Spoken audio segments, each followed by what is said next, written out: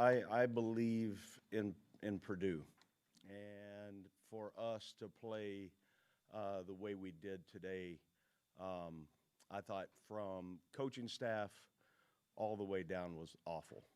And I look at this place is special, and you walk into that stadium, and the students are sold out. You walk in, and the energy that Ross Age creates, and for us to play the way that we did, very disappointed in my coaching staff and our team. And I can't be any more honest than that.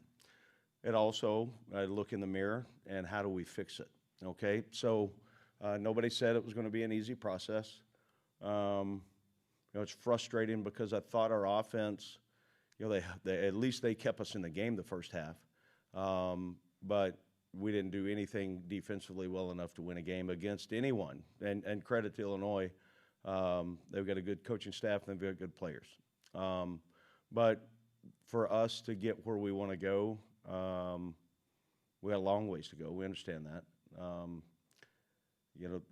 I know the path to get there, and it goes through hard, and we've got to find a way to make strides where they're needed. Explosive plays on defense, I mean, that's as frustrating as I've been in coaching, because two of them were on miscommunication, and then, I just didn't think we were very competitive, honestly. So that's hard to say out loud, but they came back and tried to show some fight there as a good fourth down stop in one situation, but clearly nowhere even close to playing winning football. And then we turn the ball over twice and don't get any back. That's never going to work. So I know this. I'm tired of saying those things. I know everybody's tired of hearing them. So at the end of the day, results driven, we got to go find a way to play winning ball. So we'll correct what we will and what we can, and then it will be a sprint to try to get ready for Minnesota.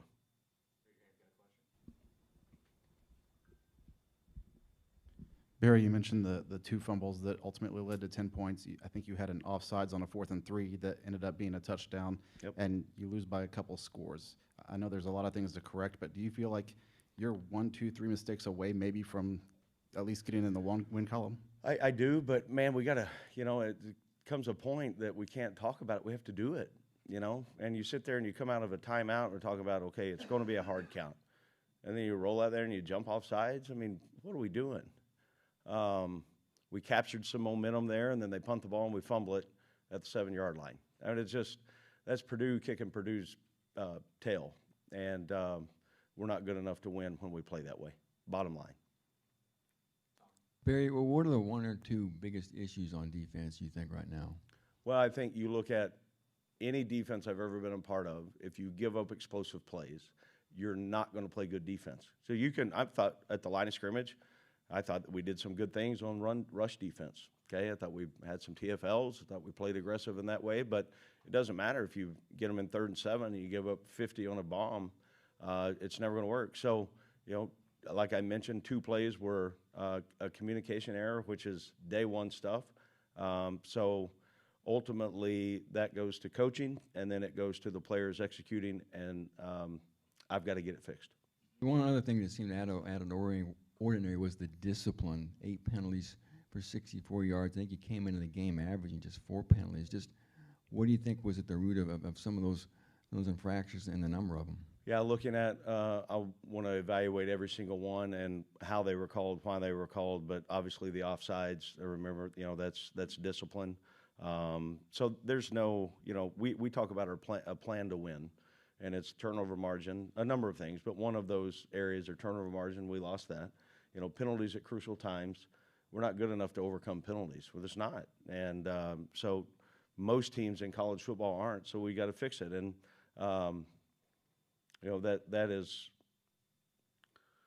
I don't know. I'm frustrated with that part because it hasn't shown up, and then it did today for the reasons, we've got to find answers. Barry, obviously a lot of talk coming into the season about just the experience in this secondary, and are you just not seeing that come through on the field? Has this been a surprise how, especially on a day like today, just how wide open they were continuously? It's hard to watch. I know that because I thought we would certainly be better. We've got the athletic ability to be better. So, but we're missing something. So, I think it's not just one guy, and then you look at that. Well, then it's multiple guys. So we've got to either they don't understand it. We haven't done a good enough job coaching it, or for whatever reason we haven't executed it. So, again.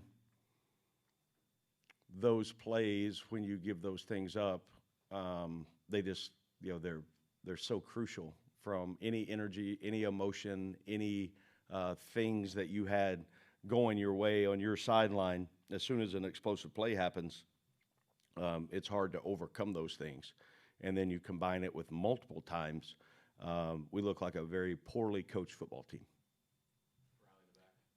Coach, you mentioned the frustrations, obviously, but your team still showed a lot of fight, especially in that second half, to claw back and try and get back, to a striking distance. What's your message to the guys in the locker room to kind of pick them back up with an important stretch of games coming up? Well, I respect your question. I really do. And don't take this the wrong way, but I mean, you're in a competitive arena or environment, you're supposed to play hard. Like that's a given. So really messaging, we corrected some things, I thought at halftime, but then post-game, I'm tired of talking about it. Talk is cheap. What are your actions? And that's pretty clear cut. What's it going to be?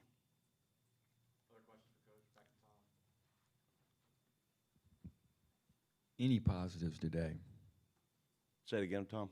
Positives today. I thought offensively, we got a chance to be in a really good offense. I thought we ran the ball better. There were some reads that I heard on the headset that we missed. They kept us, offensively kept us in the game.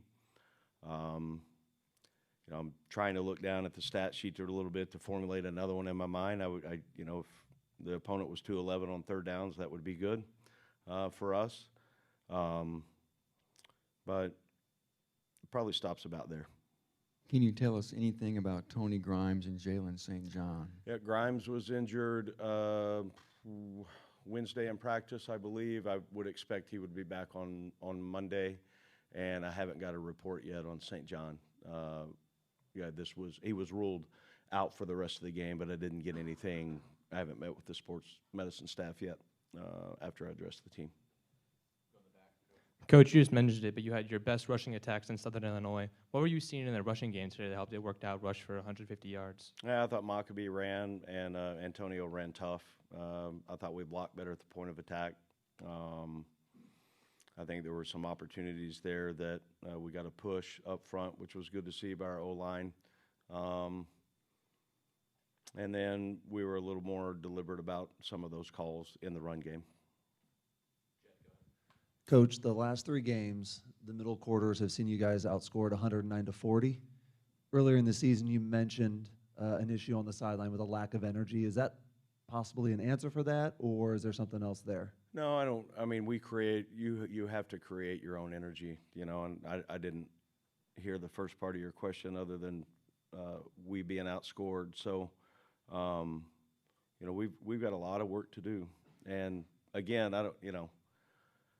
I think I would be naive to say, I knew I was, walking in, this was going to be an easy road. I didn't think that one bit, but we've got to make a ton of progress. And in the month of October, we talked about how important it was playing here these next 4 games.